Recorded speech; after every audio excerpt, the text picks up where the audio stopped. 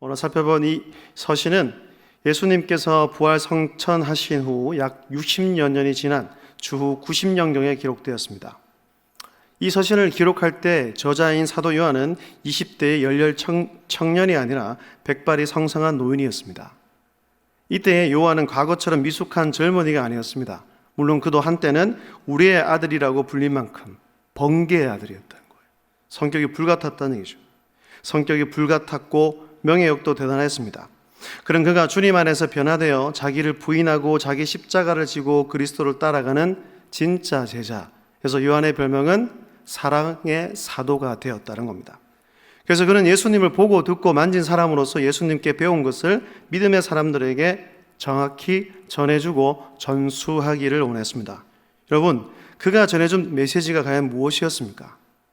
요한 1서에서 첫 번째로 얘기하고 또 그 핵심 메시지 중 한 가지는 하나님은 빛이시다 라는 겁니다. 1장 5절에 보면 이렇게 나와 있습니다. 우리가 그에게서 듣고 너희에게 전하는 소식은 이것이니 곧 하나님은 빛이시라. 그에게는 어둠이 조금도 없으시다는 것이니라. 아멘. 여러분, 이 세상엔 전쟁의 어둠뿐이지만 하나님 안에는 평화의 빛이 있습니다. 그리고 이 세상엔 죽음의 어둠뿐이지만 하나님 안에는 생명의 빛이 있습니다. 그리고 이 세상엔 탐욕과 타락의 어둠뿐이지만 하나님 안에는 거룩한 빛이 있습니다. 그리고 이 세상엔 불안의 어둠뿐이지만 하나님 안에는 참된 기쁨과 평안의 빛이 있습니다. 오직 하나님만이 참된 빛이 되셔서 우리를 구원하시고 생명의 길로 인도하십니다. 저를 포함한 이 자리에 앉아 계신 우리 모두는 그 빛 안에 거하는 빛의 자녀가 되었습니다. 할렐루야. 믿으시죠? 그 빛이 우리를 비추고 우리를 찾아왔다는 거예요. 내 안에 평화의 빛이 있습니다. 생명의 빛이 있습니다. 거룩한 빛이 있습니다. 참된 기쁨과 평안의 빛이 있다는 얘기예요. 그러면 성도가 빛이신 하나님 안에 사는 방법은 과연 무엇일까요? 그것은 죄를 멀리하는 것입니다. 왜냐하면 빛이신 하나님 안에는 어둠이 조금도 없기 때문입니다. 우리는 빛이신 하나님 안에 살기 위해 죄를 짓지 않도록 힘써야 합니다. 여러분, 우리가 죄를 짓지 않으려면 주님의 말씀대로 살아야 하죠. 주님의 말씀대로 사는 것이야말로 우리가 주님의 거룩을 닮아가는 길이요, 자기를 부인하고 자기 십자가를 지는 것입니다. 그런데 죄를 짓지 않는 것, 즉 주님의 말씀대로 사는 것은 결코 만만치가 않습니다. 그러면 쉽지 않은 이 일을 어떻게 감당할 수 있을까요? 우리가 죄를 짓지 않기 위해서, 주의 말씀대로 살기 위해서 어떻게 해야 하는 것일까요? 그 비결은 사랑하는 것에 있습니다. 그래서 요한은 사도일서 이 서신을 통하여서 주장하는 중에 한 가지는 하나님은 사랑이시다고 말하는 거예요. 억지로 하면 어렵지만 사랑으로 하면 할 수 있기 때문입니다. 사랑은 그것을 가능케 하는 힘이 있습니다. 주님을 깊이 사랑하게 되면 죄를 멀리하는 삶을 살게 된다는 거예요.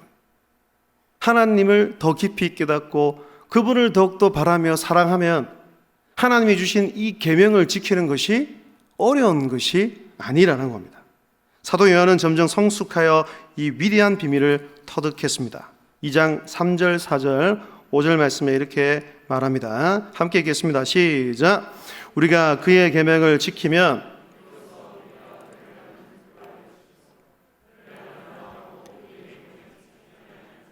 거짓말하는 자요, 진리가 그 속에 있지 아니하되 누구든지 그의 말씀을 지키는 자는 하나님의 사랑이 참으로 그 속에 온전하게 되었나니 이로써 우리가 그의 안에 있는 줄을 아노라. 아멘. 주님의 마음을 아는 사람은 주님의 계명을 지키며 삽니다. 즉 주님의 계명을 지킨다는 것은 그 사람이 주님의 마음을 아는 사람이란 증거가 된다는 것입니다. 그러므로 말로는 주님을 안다고 하면서 그 계명도 지키지 않는다면 그것은 주님을 제대로 정확하게 아는 게 아닙니다. 안다고 할 수가 없다는 것입니다. 이 서신을 쓴 요한도 처음에는 몸으로만 따르는 아주 미숙한 제자였습니다. 그러나 나중에는 온 마음으로 따르는 성숙한 제자가 되었습니다. 처음에는 억지로 마지못해 순종하는 제자였습니다. 그러나 나중에는 기쁨으로 순종하는 제자가 되었습니다. 여러분, 그 비결은 바로 주님을 깊이 사랑하는 것이었습니다. 그분을 깊이 사랑함으로 주님이 어떤 분이신지 제대로 알게 되었습니다. 그래서 성숙해진다는 것은 주님을 더 깊이 사랑하게 되는 것을 뜻합니다. 주님을 더 사랑할수록 주님의 말씀을 기쁨으로 순종하게 됩니다. 이를 위해 자신의 생각과 욕심을 버립니다. 모든 것을 주님의 뜻에 맞추려고 힘쓰고 주님의 말씀대로 살기 위해 최선의 노력을 다한다는 얘기예요. 여러분, 이것이 십자가의 삶이 아닐까요? 이런 모습이 빛 안에서 살아가는 진짜 성도의 모습이 된다는 겁니다. 날마다 주님을 사랑하기에 힘쓰고 그 주님을 사랑하는 방법이 말씀을 지키는 것이라고 분명히 말하고 있으니 이 땅에서 말씀대로 살기 위해 온 힘을 기울이는 여러분이 되시기를 바랍니다. 그리하여 우리 주님을 점점 닮아감으로 성숙해져서 그리스도의 사랑을 이 세상에 드러내고 나타내고 사람들에게 그 사랑을 행하고 실천하는 여러분 모두가 될 수 있기를 주의 이름으로 축복합니다. 우리가 보는 이 서신은 우리가 잘 아는 것처럼 사도 요한이 성령의 감동으로 기록하여 소아시아 지역의 여러 교회들과 성도들에게 보낸 편지입니다. 여러분, 그럼 요한이 이 편지를 그들에게 쓴 근원적인 이유가 무엇입니까? 이 편지를 기쁜 마음으로 보내는 이유가 무엇일까요? 한마디로 말하면 그들이 그리스도 안에서 한 형제 자매가 되었기 때문입니다. 오늘 읽었던 본문에서 요한이 계속해서 반복적으로 말하는 구절이 있습니다. 동일한 단어와 동일한 구문을 사용합니다. 그것은 내가 너에게 쓰는 것은, 내가 너에게 쓴 것은 이라는 구절입니다. 이것은 내가 너에게 편지를 쓰는 이유는 이 글을 쓰는 까닭이라는 뜻입니다. 그 내용이 오늘 12절, 13절, 14절에 나와 있습니다. 한 번 더 함께 읽어보겠습니다. 12절부터 시작. 자녀들아, 내가 너에게 쓰는 것은, 아비들아, 내가 너에게 쓰는 것은 너희가 태초부터 계신 일을 알았으며, 형년들아, 너에게 쓰는 것은, 아이들아, 내가 너에게 쓴 것은 너희가 아버지를 알았으며, 아비들아, 내가 너에게 쓴 것은 너희가 태초부터 계신 이를 알았으며, 청년들아, 내가 너에게 쓴 것은 너희가 강하고 하나님의 말씀이 너희 안에 거하시며 너희가 흉악한 자를 이기었음이라. 아멘. 더 정확한 이해를 돕기 위해 세번역 성경으로 한번 더 읽어보겠습니다. 자녀된 여러분, 내가 여러분에게 이 글을 쓰는 까닭은 그의 이름으로 여러분의 죄가 용서함을 받았기 때문입니다. 아버지 된 여러분, 내가 여러분에게 이 글을 쓰는 까닭은 여러분이 태초부터 계신 분을 알고 있기 때문입니다. 젊은이 여러분, 내가 여러분에게 이 글을 쓰는 까닭은 여러분이 이미 악한 자를 이겼기 때문입니다. 어린이 여러분, 내가 여러분에게 이 글을 쓰는 까닭은 여러분이 이미 하늘 아버지를 알고 있기 때문입니다. 아버지 된 여러분, 내가 여러분에게 이 글을 쓰는 까닭은 여러분이 태초부터 계신 분을 알고 있기 때문입니다. 젊은이 여러분, 내가 여러분에게 이 글을 쓰는 까닭은 여러분이 강하고 하나님의 말씀이 여러분 속에 있어서 여러분이 그 악한 자를 이겼기 때문입니다. 요한이 이 글을 쓰는 까닭, 그 이유가 무엇이라고 말합니까? 종합해보면 이렇습니다. 사도 요한이 이 편지를 써서 보내는 까닭은 이 편지를 받아 읽을 사람들이 하나님과 예수 그리스도를 알고 믿는 사람들이었기 때문입니다. 하나님의 이름으로, 그 예수님의 이름으로 제 용서함을 받은 사람들이었기 때문입니다. 하나님의 말씀으로 그 마귀 사단을 이긴 사람들이었기 때문입니다. 여러분, 하나님을 알고 그리스도를 믿고 그 이름으로 제 용서함을 받고 하나님의 말씀으로 그 마귀를 이긴 사람들이 누굽니까? 하나님의 그 은혜, 십자가의 그 놀라운 능력으로 그분의 백성, 곧 그리스도인입니다. 요한이 이 편지를 기쁜 마음으로 그들에게 써서 보낸 이유는 편지를 받을 사람이 요한과 공통점을 가지고 있는 한 형제 자매였기 때문이라는 겁니다. 바꾸고 뒤집어 말하면, 만약 그들이 그리스도 안에서 한 형제 자매가 아니라면 요한 사도는 이 편지를 쓰지 않았을 것입니다. 아니, 쓸 필요가 없었습니다. 우린 여기서 매우 중요한 것을 발견합니다. 그것은 편지를 쓰는 요한 사도와 이 편지를 받아 읽는 수신자들 사이에는 영적 공통점이 있다는 것입니다. 그 공통점이란 요한과 그들 모두가 삼위일체 하나님 안에서 서로 통하는 사람들, 즉 하나님의 자녀라는 사실입니다. 그들 모두 아버지 하나님을 알았고 하나님의 이름으로, 예수님의 이름으로 제 용서함을 받았고 하나님의 말씀이 그 안에 있고 그 말씀으로 사단 마귀와 싸우는 사람들이었습니다. 여러분, 그들이 외모, 성격, 출신, 배경, 환경이 다 다른데도 그렇게 통하고 하나로 연결된 이유가 무엇입니까? 하나님의 자녀라는 공통점 때문이라는 얘기입니다. 그러니까 소아시아 그 지역에 영지주의나 적그리스도가 들어왔을 때에 그 소식을 듣고 애달름 그 마음으로 이 편지를 쓰는 사도 요한, 그 그리스도의 한 피로 한 형제 자매가 되었기 때문이라는 거예요. 우리도 마찬가지입니다. 여러분, 우리의 모습을 한번 보십시오. 달라도 너무 다릅니다. 한 교회에서 모든 민족 교회라는 이 지역 교회에 등록하여 신앙생활을 하고 있지만 안 맞는 게 너무나 많습니다. 말하는 것들, 말투도, 생각하는 것들. 그럼에도 불구하고 우리가 서로 통하고 연결되어 있는 이유가 무엇입니까? 그것은 그리스도 안에서 그분의 자녀가 됨으로 한 형제 자매, 한 공동체가 되었기 때문인 줄로 믿습니다. 우리 안에는 같은 한 영이 있습니다.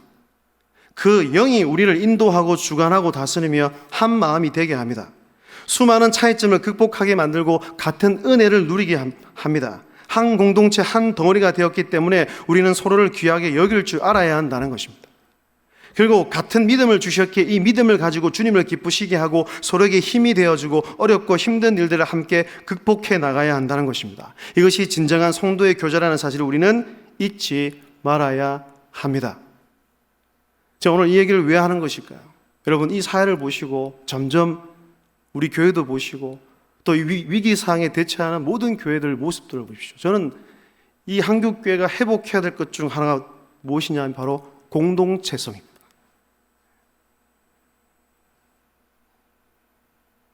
하나님의 은혜, 그 십자가 놀란 그 보혈로 우리가 한 공동체, 한 지체, 한 덩어리, 가족이 되었음에도 불구하고 그렇게 여기지 않는 사람들이 점점 많아진다는 얘기예요. 서로에 대한 관심이 없습니다. 여러분, 누가 아프고 병들면 진짜 내가 아픈 것처럼 느껴져야 한다는 거예요.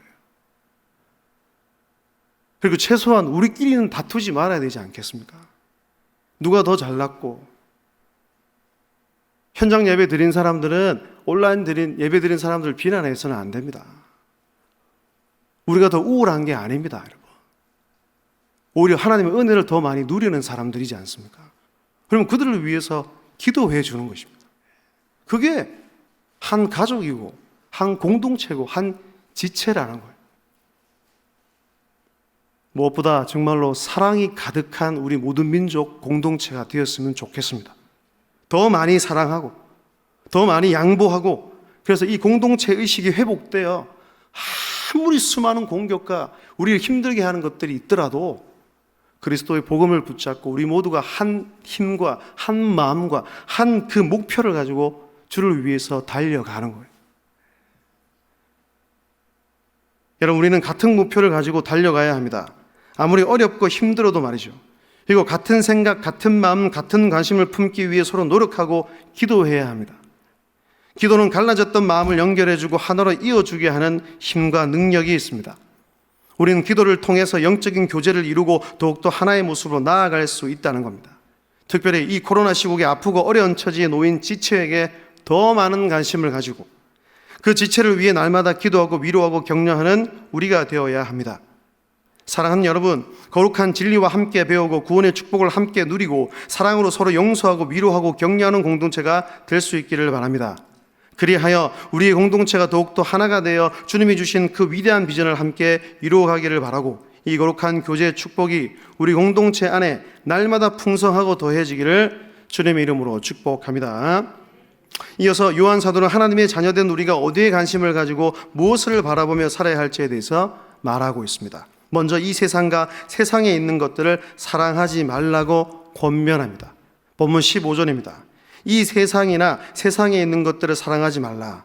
누구든지 세상을 사랑하면 아버지의 사랑이 그 안에 있지 아니하니. 여러분, 우리가 이 세상과 세상에 있는 것들을 사랑하지 말아야 할 이유가 무엇입니까? 세상을 사랑하면 하나님 아버지의 사랑을 유지할 수 없기 때문입니다. 여러분, 세상에 대한 사랑과 하나님 아버지에 대한 사랑은 같이 할 수 있을까요? 같이 할 수 없고 공존할 수 없습니다. 또 말씀드릴게요. 신앙은 회색지대가 없습니다. 중간에 걸치고 살아가면 안 된다고 이 말씀은 계속해서 우리에게 경고하고 권면하고 말하고 있지 않습니까? 야고보 사도는 이렇게 말합니다. 야고보서 4장 4절입니다. 가늠한 여인들아, 세상과 벗된 것이 하나님과 원수됨을 알지 못하느냐? 그런즉 누구든지 세상과 벗이 되고자 하는 자는 스스로 하나님과 원수되는 것이니라. 세상과 벗되는 것이 무엇이라고 말합니까? 하나님과 원수되는 것이라고 분명하게 말씀하고 있습니다. 여러분, 세상을 사랑하는 것은 영적으로 간음하는 것입니다. 사랑해야 할 대상, 내 남편, 언약을 맺는, 약속을 맺은 내 남편을 제쳐놓고 이 세상과 세상에 있는 것들을 사랑하는 것, 세상을 보수로 삼고 사랑하는 것, 이것이 바로 영적으로 간음하는 것임을 우리가 잊지 말아야 합니다. 그래도 도대체 이 세상의 것들이 어떠하기에, 어떤 것이기에 이렇게까지 말하는 것일까요? 본문 16절을 함께 읽겠습니다. 시작. 이는 세상에 있는 이생의 자랑이니 다 아버지께로부터 온 것이 아니요 세상으로부터 온 것이라. 아멘. 오늘 본문은 이 세상에 있는 것들을 세 가지로 언급하고 나열합니다. 첫 번째는 육신의 정욕, 두 번째는 안목의 정욕, 세 번째는 이생의 자랑입니다. 첫 번째, 여기서 정욕이라고 번역된 헬라어 단어 에피두미아는 성적 욕구나 재물에 대한 욕심 등을 나타낼 때 많이 사용하는 단어입니다. 이 부분을 다른 성경에서 보면 육체의 쾌락이라고 번역하기도 했습니다. 결국 육체의 욕망대로, 동물적인 본능대로 행동하고 살아가는 것을 뜻한다는 얘기예요. 두 번째는 안목의 정욕입니다. 안목이란 눈을 말하죠. 눈으로 봄으로써 생겨나는 욕구, 욕심을 뜻합니다. 문자 그대로 말하면 견물생심입니다. 물건을 보면 욕심이 생긴다는 뜻이죠. 보지 않았으면 욕심이 생기지 않았을 텐데 보았기 때문에 생겨나는 욕망을 뜻합니다. 여러분, 안목의 정욕은 오늘날 이 세상에 꽉 차 있습니다. 너무나 많습니다. 우리를 넘어뜨리고 우리를 유혹하고 영적으로 뒷걸음질이가 만드는 것들이 우리 주위에 얼마나 많이 있습니까? 우린 하나님의 자녀로서 보지 않아야 할 것은 눈을 감음으로 피하고 듣지 않아야 할 것은 귀를 막음으로 듣지 않아야 합니다. 그래야 이 세상이 아닌 우리 주님을 더 사랑하며 더 의지하며 저 위의 것을 찾고 구하며 살아갈 수 있다는 겁니다. 그런데 이것 또한 내 힘과 내 의지로 될까요? 안 된다는 거예요. 성령을 의지하고 기도해야 한다는 겁니다. 그 성령께서 내 눈을 가려주셔야 합니다.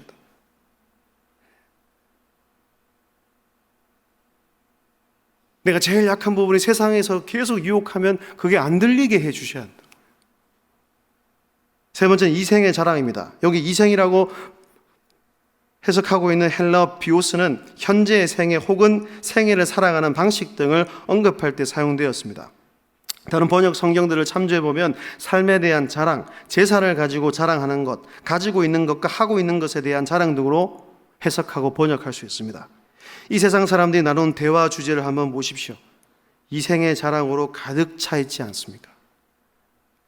많이 가진 것들, 많이 행하는 것들, 심지어는 자녀까지, 자기 지위, 자기 명예, 전부라고 말할 수는 없지만 나누는 주제의 90% 이상이 다 이런 이야기들입니다. 그러면 하나님의 거룩한 백성에 대한 여러분의 삶의 이야기는 어떠합니까? 가정에서, 구역 모임에서 이루어지는 이야기, 대화의 주제들, 그리고 주일에 와서 성도들과 나눈 이야기들의 주제가 이런 이야기도 가득 차 있지는 않은지 우리의 모습을 점검하고 스스로 돌아봐야 한다는 것입니다. 사랑하는 여러분, 이 세상에 있는 것들, 특히 육신의 정욕, 안목의 정욕, 이생의 자랑은 우리 하나님으로부터 온 것이 아님을 우리가 알아야 한다는 거예요. 16절 하반절을 보십시오. 다 아버지께로부터 온 것이 아니요 세상으로부터 온 것이라. 이런 것들은 마귀가 좋아하는 것들입니다. 하나님께서 우리에게 주신 것이 아니기에 우리는 그것을 멀리해야 합니다. 여러분, 성도란 하나님께서 주신 것을 소중히 여기는 사람들이요, 그것으로 행복해하는 사람들입니다. 이런 사람이 빛 안에 거하며 우리 주님과 늘 동행하며 살아가는 사람이라고 할 수 있습니다. 우리는 절대로 육체의 욕망을 따라 본능대로 살아서는 안 됩니다. 그리고 한 가지 마지막 더 기억해야 할 것은 이 세상의 것들은 영원할까요? 영원하지 않을까요? 영원하지 않다는 사실입니다. 17절 말씀을 함께 읽겠습니다. 시작. 이 세상도 하나님의 뜻을 행하는 자는 영원히 거하느니라. 아멘. 이 세상도 그 정욕도 지나가되 사라진다는 뜻입니다. 이 세상도 정욕도 잠시 후면 끝이 납니다. 결코 영원하지 않습니다. 그러나 여러분, 우리 하나님께서, 우리 주님께서 영원한 것을 우리에게 주십니다. 왜 그럽니까? 우리 하나님이 그 속성이 영원하신 분이기 때문입니다. 그걸 믿으셔야 된다고요. 영원한 생명, 영원한 천국, 영원한 기쁨, 영원한 만족을 주십니다. 이 세상의 짧은 즐거움과 기쁨을 얻기 위해 영원한 것을 버리는 것은 바보, 어리석은 일입니다.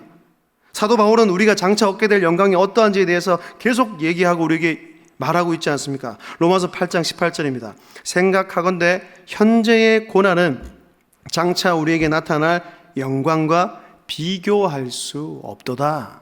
할렐루야.